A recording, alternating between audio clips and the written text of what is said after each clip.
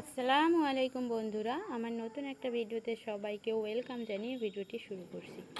আজকের আয়োজনে থাকছে বাচ্চাদের জন্য হেলদি এবং সুপারফাস্ট ব্রেকফাস্ট রেসিপি।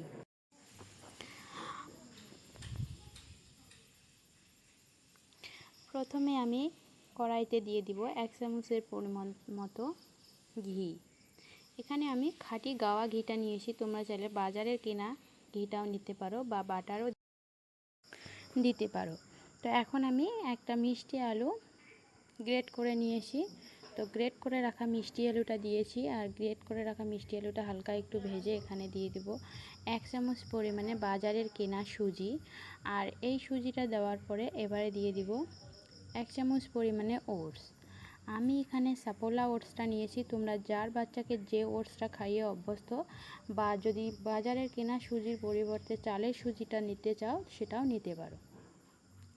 তো হালকা একটু ভেজে নেওয়ার পরে কিন্তু দিয়ে দিলাম পানি। যেহেতু মিষ্টি আলু দিয়েছি তাই বেশিক্ষণ ভাজলে কিন্তু পুড়ে যাবে বা কড়াইতে লেগে যাবে, সেই কারণে তাড়াতাড়ি পানি দিয়েছি। তবুও আমার একটু লেগে গেছে, বাট একটু পরে এটা উঠে যাবে।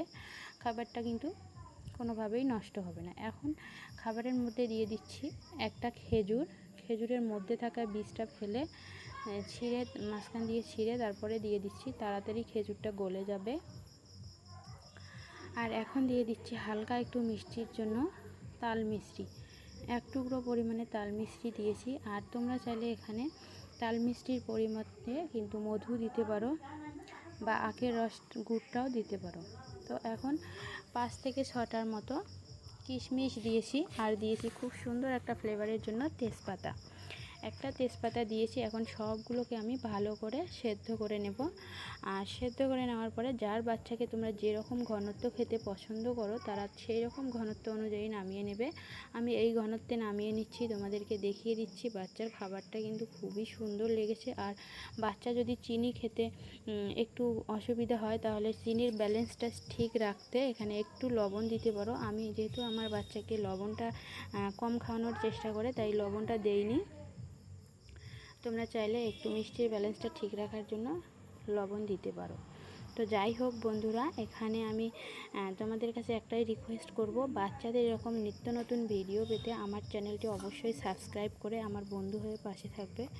যারা আমার চ্যানেলটি সাবস্ক্রাইব করনি প্লিজ সাবস্ক্রাইব করে নাও। যারা পুরো ভিডিওটি দেখলে তাদেরকে অসংখ্য ধন্যবাদ জানিয়ে ভিডিওটি এখানে শেষ করছি। সবাই ভালো থাকবেন, সুস্থ থাকবেন, আমার মেয়ের জন্য দোয়া রাখবেন। ভালো থাকবেন। এখানেই ভিডিওটি শেষ করছি। খোদা হাফেজ।